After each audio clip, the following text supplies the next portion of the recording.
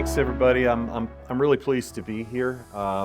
Linda and I have gotten to know each other through this summit, and you're lucky to have her on your team at the conference office. This is a good thing. I've never seen a conference. This is a big conference, right? So you're a large conference. You have a lot of entities here. You're doing a lot of good work. But I've never seen a conference-wide HR conference, because HR conferences are usually for HR people. But everyone who manages anybody needs to know something about HR. So I really tip my hat to the leadership at the Florida conference for putting this together. I'm going to talk about conflicts of interest and let me go to the next slide, and authority sources. And this sounds like about as much fun as watching paint dry. There's a reason I'm doing this, okay? Because this has been requested by a number of conferences. I've been in the Southern Union, at South Atlantic, and at Georgia Cumberland, and they ask for this subject. And you're scratching your head and you say, why would anybody want to hear about this?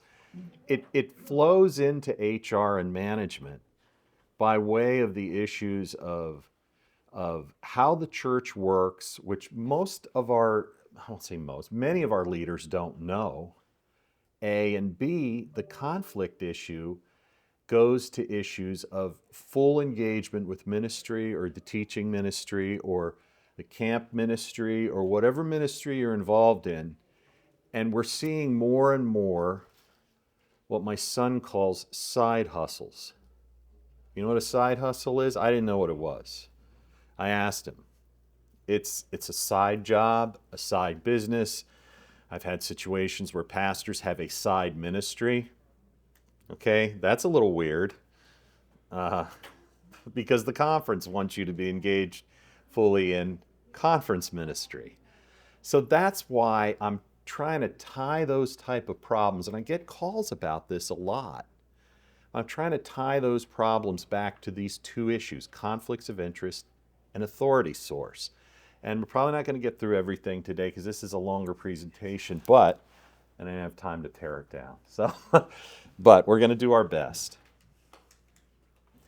So what's a conflict of interest? You know, we hear this term a lot. You hear several terms in the lexicon of not just Adventism, but business. You know, fiduciary duty. You hear that a lot, right? Most people don't know what it means. Conflict of interest, you hear that phrase a lot. Most people don't really. This is my definition: a clash that occurs between the requirements of a job or service on a board or committee and an individual's personal interest. Personal interest can be financial, family, friendships, or social factors. Okay, so what does that mean exactly? I'm going to give you some real examples from Bob's world throughout this presentation, mainly revolving around my wife. My wife practiced immigration law for 18 years. I know, another hot subject in our world today. But that's not why I bring it up. When she left the General Conference legal department, and she did all the immigration stuff for many people who served in very high positions. She was very much in the background, but she left, not because she didn't love our church or anything, but we started our family. And they needed someone full-time, and she needed to work part-time. It was all very amicable. She's now the General Counsel at Columbia Union. So she didn't, convert to Pentecostal or anything. Point is that while she was in private practice for 10 years, many opportunities came up for her to take an immigration case, several from my former employer, Adventist Risk Management. I was an executive officer there. So what do you think happens when I, as the executive officer, and they're considering my wife, who would be paid, to file a petition on behalf of someone outside the U.S.? I can't participate in that discussion. I can't be part of that decision. So we'll get into all that. But that's just a little example for you. And I want to preface all of this by saying conflicts are not inherently wrong or bad or evil or anything. They just have to be managed correctly. Okay. This is from, I've become a little bit of a policy wonk. in my new position. So you can see what the policy states. Conditions constituting a conflict. You have a teacher, executive, or employee has a duty to be free from influence of any conflicting interest or commitment when serving the organization. You're never completely free. There are, you're free to take photos of this, but the presentation has been shared with Linda, and I have no objection to anybody like getting it from her if you'd like, if you find anything that you think might be helpful to you. Examples, and I use the moonlighting one. We have this in the denomination. Perhaps it's due to salary structure, perhaps it's due to people living, ministering in high cost of living areas, etc. I don't know. But the conflict policy calls for full commitment to ministry. And in the Southern Union Education Code, there is also similar language for the teaching and educational administrators. Full commitment. I'll give you a little sidebar story here. My father, I have something in common. You know who Alice Cooper is? Yeah. I have something in common with Alice. I'm a minister's son. My dad was he's deceased now, but was a very talented singer.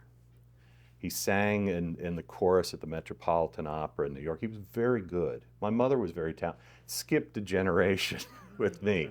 I listen to music I have a lot of talent for listening to good musicians, but I don't make any music. So he had a little side hustle when he was in Pennsylvania Conference, New Jersey Conference. We're Northeasterners, and he would sing for pay at a Sunday church, a Sunday keeping church. And that was his side hustle. He told the conference president at the time, and the conference president's like, "Oh, that's a good opportunity to witness. You go ahead." And they pay him $20 to come sing. In those days, $20 was a little more than it is today, but that was his side hustle. They didn't have policy about this in those days, but the basic litmus test was, does it interfere with your primary duties? Going and spending the morning on Sunday singing at a Sunday keeping church apparently did not. Okay, so we're going to get into that as well. Now, if he singing, if he was up there preaching, or if he had an independent ministry that was Sunday keeping, my father, that'd be a problem. Why? Because him singing in the chorus at the Baptist church or the Presbyterian church doesn't really undermine Adventism. But if he were to preach and say, "Oh, well, this is the right religion," or whatever, that undermines Adventism, because what he's supposed to be doing is promoting Jesus and promoting our structure and our religious tenets and our faith. So at any rate, that I bring in these examples so you kind of know what I'm talking about. Otherwise, this is very abstract. Business or employment that in any way is competitive or in conflict. Again, when I was at ARM, I was head of all the legal claims. Including a few here. That being said, what if I'm also registered, also a licensed attorney. What if I were to say, not for Florida Conference, I'm not licensed here in the Sunshine State, but I am licensed in DC, Maryland, Virginia, and a few other states. I were to say, I'm going to handle all the claims for Chesapeake Conference or Potomac or Allegheny East. Those are the three conferences that touch Maryland. But I also took plaintiffs' cases against these entities. That is, engaging in business or employment that is competitive or in conflict. So I wouldn't do that. I wouldn't do it anyway. I see all these signs down here, y'all. Dan Newland, this guy Morgan for Morgan and Morgan. These are not good-looking people.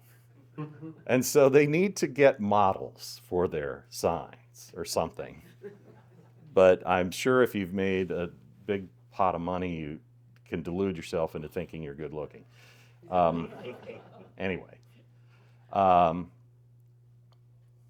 Actually, in one of the pressers before the election, Trump mentioned Dan Newland, which I was watching it, and I just sat there with my wife, and I rolled my eyes.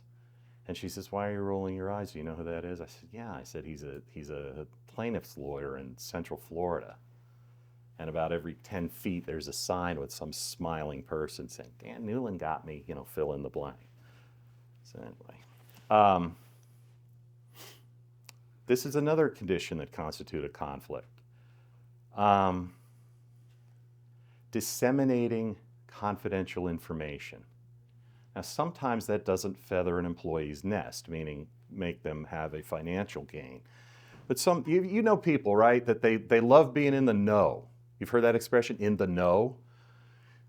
It's kind of gossipy, kind of I know something that you don't kind of thing.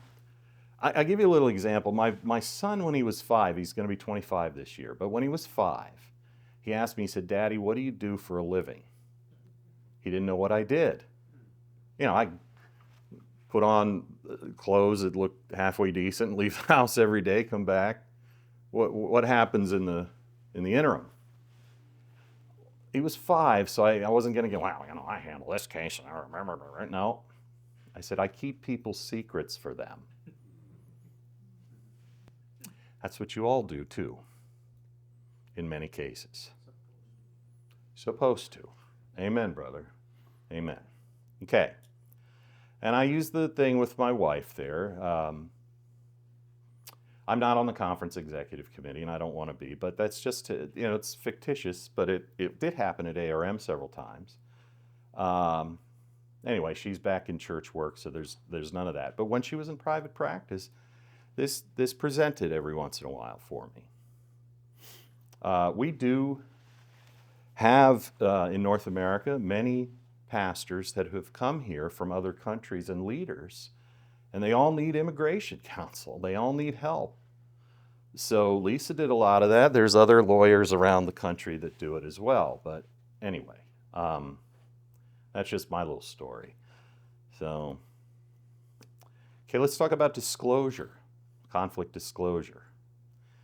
You guys have the little sheet you sign every year? Yeah. Okay, and on the back of it, where either right above or right below your signature, there's a couple, 3 lines that say, if you have any conflict that you want to disclose, write it here.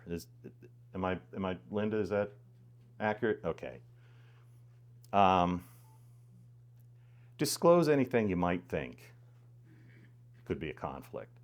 I served on the Spencerville Adventist Academy board all the years I was with ARM. I disclosed it every year. Why, you ask?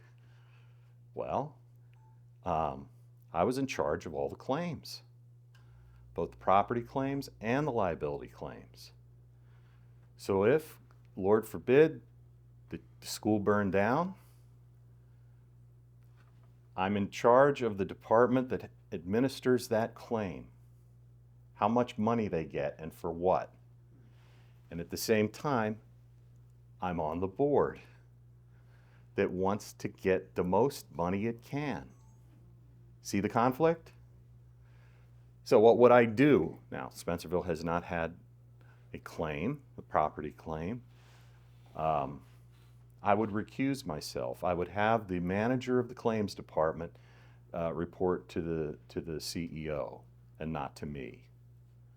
Now, the CEO didn't have the same level. I'm not saying this to pat myself on the head or anything. It did not have the same degree of expertise that I have with respect to claims, but I couldn't be involved in that. Either that or I'd quit my position on the board. You see how this works? Okay. Outside employment, any outside employment. Every time I get a bill from Southern, my one son just graduated WAU and my other is at Southern. I always tell him I'm going to take a couple of shifts on the weekend at Taco Bell, get free food, and I get to pay Southern, right? Well, doesn't really conflict with anything I'm doing at NAD, although it could. But I would disclose it. Any outside employment I would disclose.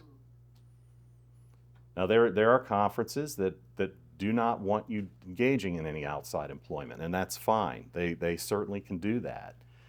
But if you are engaged in anything like that, disclose it. Outside board memberships, okay? I disclosed my Spencerville stuff because I saw very clearly that there could be a potential conflict. But typically, if you're serving on the, and Phil has left me, but I know Phil very well, but the camp, say I'm a Florida Conference employee, Alan, and I'm also asked to serve on the Camp Colloquial board. I don't know if it has a separate board, but let's say it does for the sake of illustration. I would not typically disclose that. I wouldn't feel a need to disclose that because there's absolutely no conflict between the conference and the board for the camp. Outside means the condo association board, the 4-H club, the Flat Earth Society, the Young Democrats or the Old Democrats, the Young Republicans or the Old Libertarians or whatever. Need to disclose that stuff. Why? Because when do you stop being a Florida Conference or an Advent Health ambassador? Never. Never's the answer.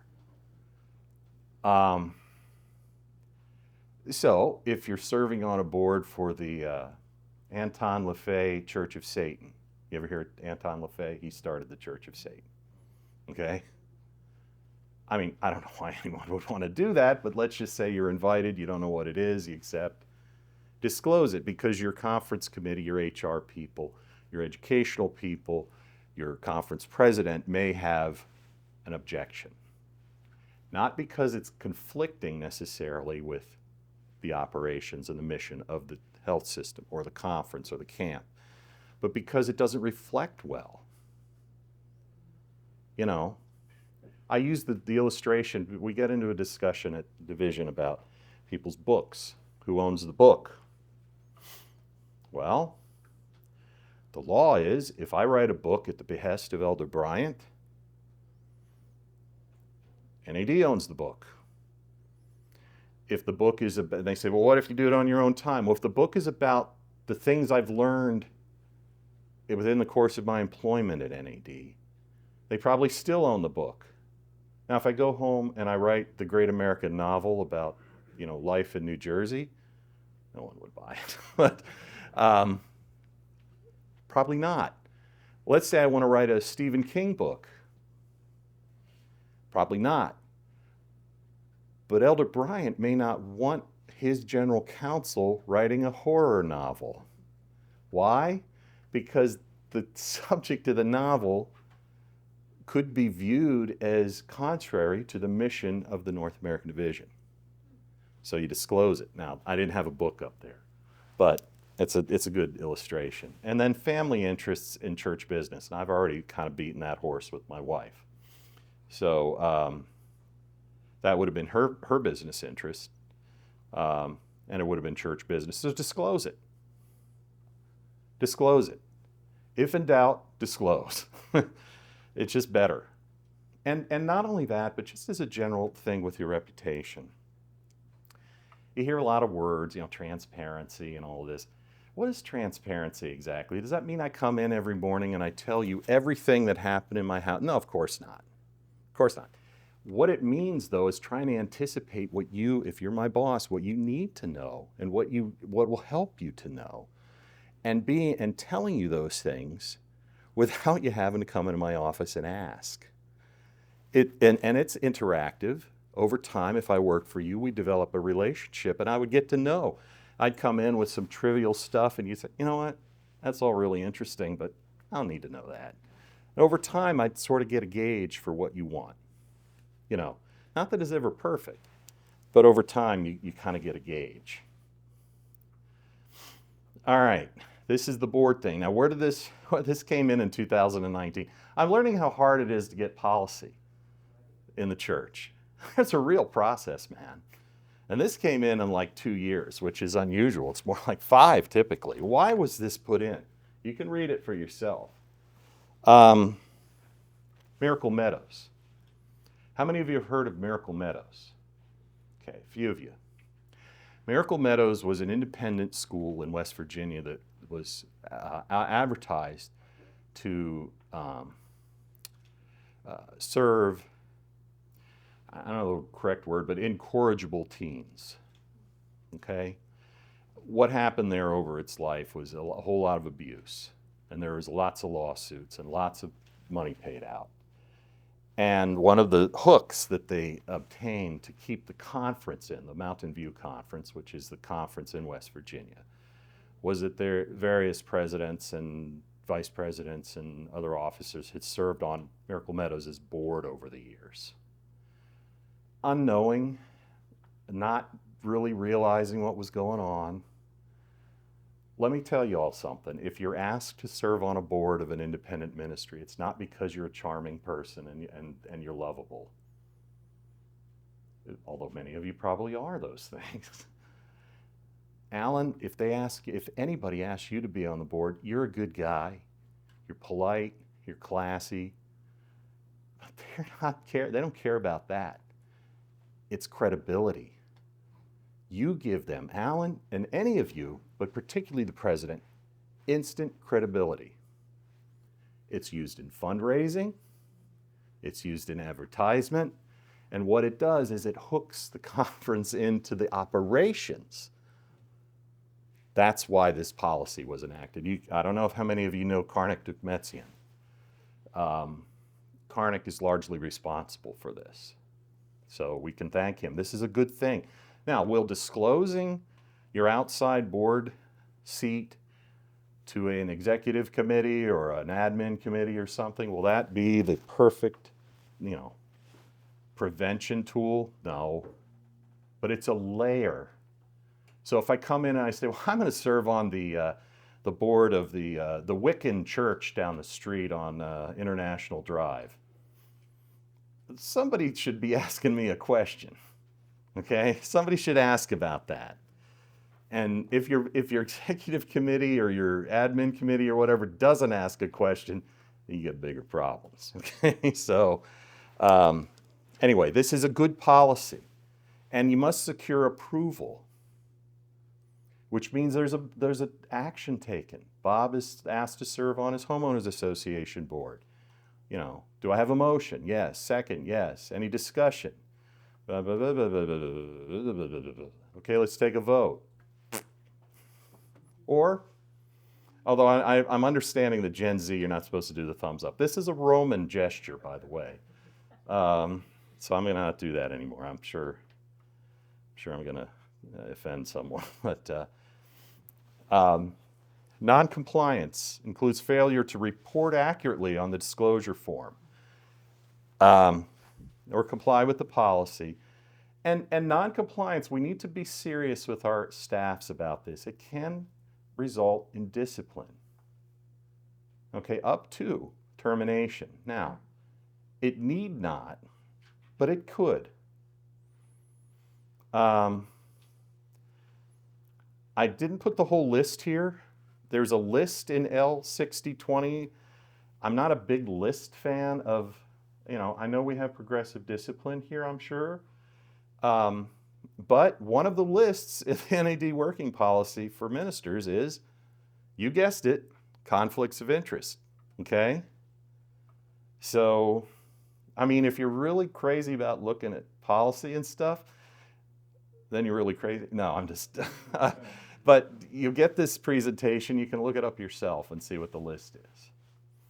And Elder Bryant, he's educated me in the year and a half or so I've been at NAD. He says our policies sometimes are seen as obstacles, but they're really what bind us together.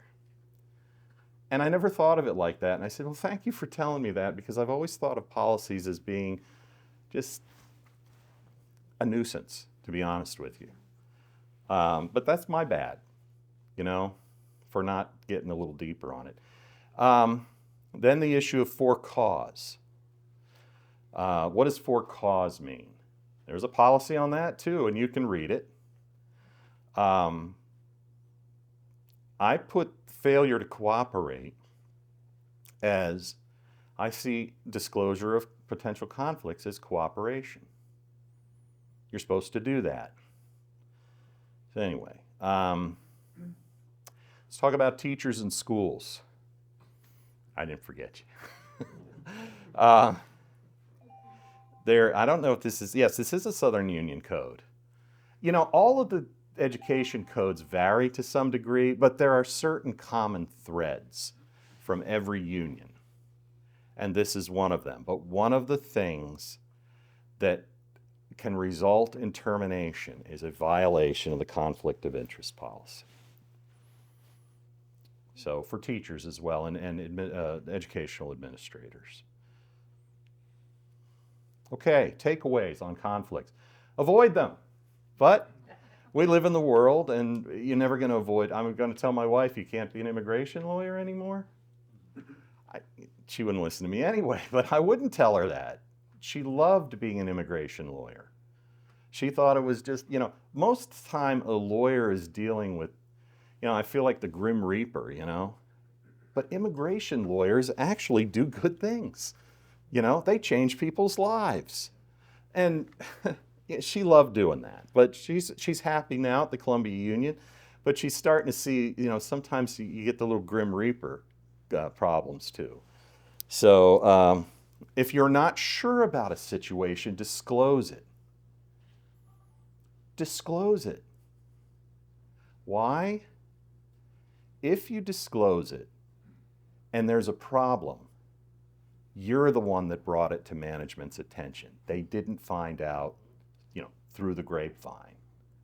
It goes to that transparency thing. Be transparent and recognize the right of the employer to insist on conflict avoidance or disclosure of such. Recognize that they can say no moonlighting.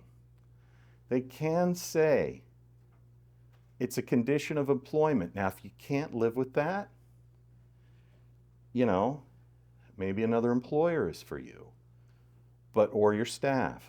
But it is something where, you know, I hear this, oh, they don't have a right to tell me what I do on my own time.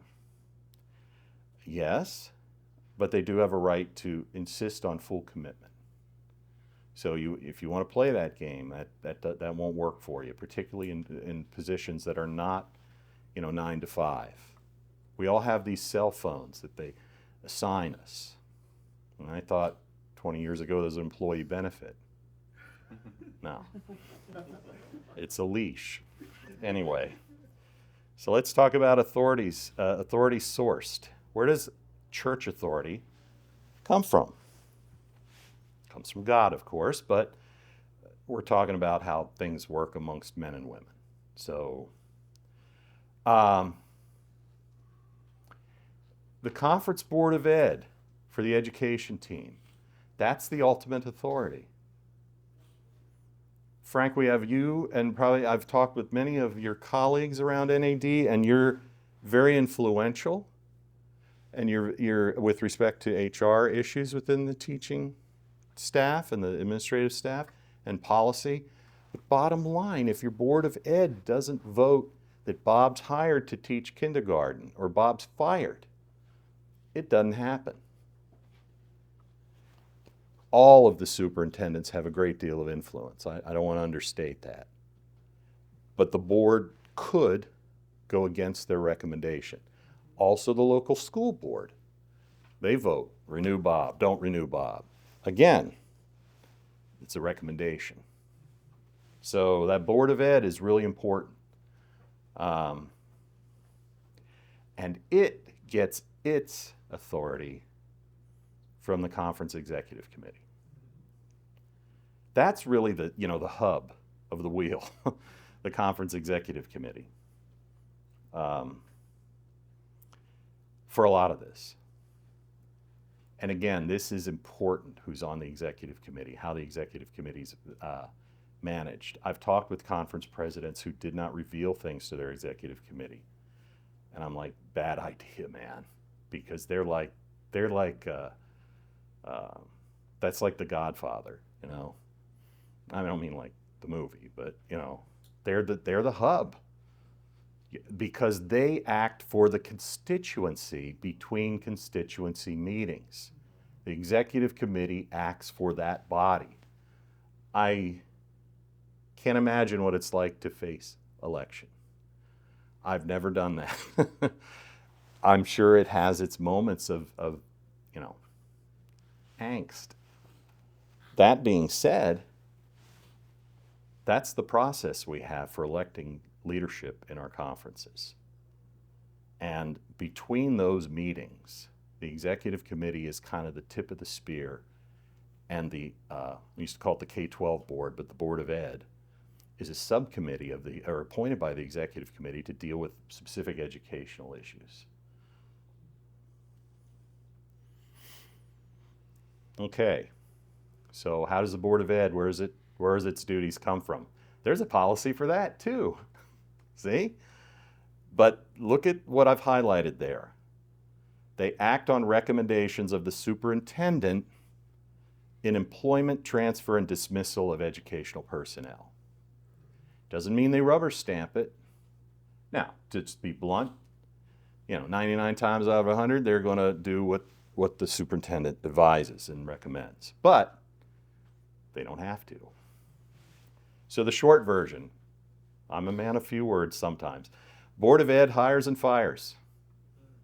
They do other things, but they hire and fire. Okay, let's talk about the executive committee. I covered a little of this.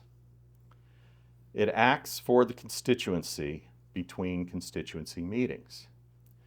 So if a treasurer needed to be replaced, if a conference president needed to be replaced, for whatever reason, it could be a health-related reason, can be they retire, whatever.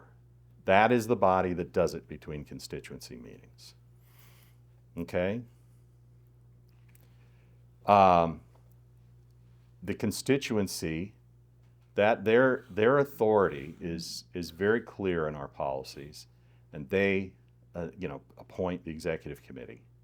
It's done through a process that I don't fully understand, but churches get different, I don't know. It's like a weighted average or something. I mean, my wife served on the Columbia Union executive committee for a number of years, and then she rotated off. But they have a process that's probably different here in Florida Conference or the Southern Union. I don't know. Each entity does it a little bit differently. Conference executives are typically on the executive committee. And the Board of Ed is appointed by the by the executive committee. And all of the members are affirmed or ratified by the constituency. Okay, executive committee. They empower, I don't know what you call it here in Florida. Is it AdCom or admin, HR committee? These are all empowered by the executive committee. They can also be empowered by the executives. The executives can say, while we have the authority to manage the day-to-day, we're going to create a committee. We do things in the church, y'all, by committees. We don't have a cult of personality. We don't have one guy or one lady who kind of runs everything and everyone else just does whatever they're told. We have committees that deal with different issues. That was intentional. Good, bad, or indifferent, whatever you may think, it was intentional. And there are times when it's been very frustrating for me. And there are also many times I've seen the wisdom in it. Get a lot of chatter sometimes about, oh, well, what if the conference president has it out for me? There's a lot of safeguards built in. Okay? The personnel committee, HR committee, that typically is a committee appointed by the executive committee, but it has a limited function like the Board of Ed. And it makes recommendations to whatever the hiring and firing authority is. Pastors' employment decisions. I had a lot of these. I had a lot of these consults. Pastors? Any pastors here?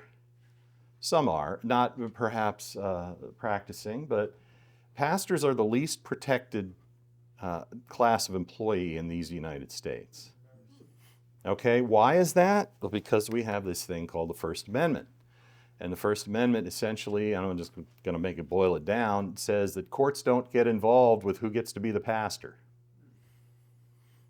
because that would be a violation of what they call the Establishment Clause. If a court came in and said Bob gets to be the pastor in the Seventh-day Adventist Church, no, because then the court would be running a religion. And that's verboten under the First Amendment.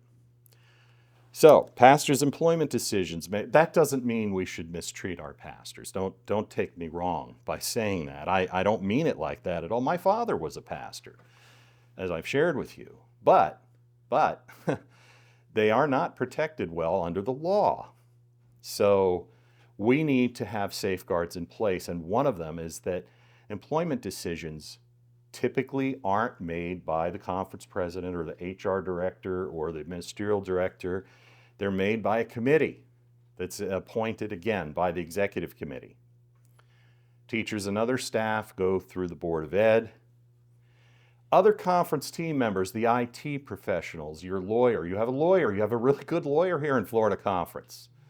Those it depends on how the executive, if the executive committee is silent, then it's up to the president and the other officers to determine what process those other types of employees get that are not mentioned in policy. I would suggest they should go through the HR committee and then with admin or adcom, whichever you use. That would be my suggestion. But you don't have to do it that way. Executive authority. Your president, your executive secretary, and your CFO. That's what I'm talking about here. All officer authority flows from the constituency. These are the people who are elected every 3 years, 5 years. I don't know what it is in Florida. I'd never be elected, man. Just no way. But it's hard. So officers are really charged with the day-to-day operations and the planning and the vision of the conference. It goes to implementation of policy, including conflict of interest policy, which is what we've talked about today. And assignment of duties. I get this a lot. My pastor, I need to move him to another church and he don't want to go. I'm not saying you should just say, well, it's my way or the highway. No. But the conference officers, through their delegated managers, get to say what assignment Pastor X gets. That's how it works. My buddy, best man in my wedding, is a guy named Dave McDermott. And he was with the Senior Executive Corps in the federal government. That's the highest level of government employment you can get without being a political appointee. This is through several administrations. In fact, they called me when they were doing his background check, and they asked some really weird questions. Has he ever been associated with a subversive group? And I started to laugh. I'm like, are you kidding me? But this is what they did. And so I call him afterwards and I say, hey man, this guy just came by the house, this Marine, he had a release from you and da. He says, Bobby, I've been doing the job for 8 months. Now they're getting around to checking my background. Okay. All right. So anyway, but part of being in that group was he had to move within a month. If they told him he needed to move, that was part of the condition of employment. Just saying, okay? Okay, let's talk about the conciliation process a little bit. I don't know what my time is here. Can you give me? You've got a little bit of time. Okay. I'll give you a signal. Give me a signal. Give me the high sign. That's found in Working Policy BA 42. There's really 3 steps: informal discussions Natalie, our presenter this morning, talked a little bit about this. It's not the NADBA 42 version, but essentially the same thing. Then you have mediation, and if the parties agree, it goes to church arbitration. What's the difference? Well, Natalie described mediation pretty well, I think. Arbitration is you sign a contract and you say, we're going to present our problems to this arbitrator or this panel of arbitrators, and whatever they decide we'll both live with. That's the difference. Mediation you can walk away from without an agreement. And certainly you can do that from informal negotiations. You can see the areas that are exempt from this process for obvious reasons. Church isn't going to get involved in family law issues. Just not a good idea. Now, this comes up a lot. Look at bullet point 1. Conference president says to a pastor, you've been insubordinate, I'm taking your name to the executive committee. The pastor says, I want to address the executive committee. There is no provision in policy that permits this. The pastor's job is to work out his stuff with the ministerial director or the conference president before it gets to the executive committee portion. I know perhaps it sounds harsh.